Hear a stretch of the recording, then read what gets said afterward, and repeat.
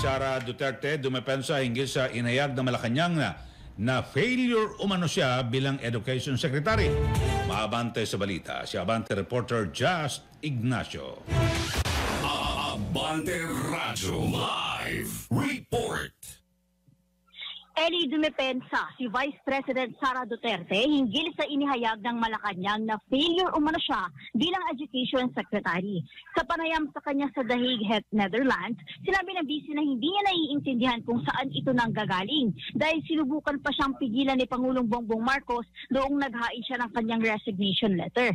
Ayon kay VP Sara Duterte, matagal niyang pinag-isipan ang pagbibitiw sa pwesto. Inisip kasi niya na habang siya ay nasa administrasyon ni Pangulong Marcos ay inaatake umano siya at dodoble naman ang atake kapag nag-resign ito bilang kalihim.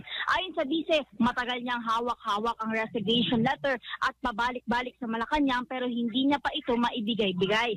Nang magkaroon ng panahon naman na maibigay ng vice ang kanyang resignation, ayon sa kanya, sinubukan pa siyang pigilan at tinanong siya ng Pangulong Marcos kung bakit siya bibitiw.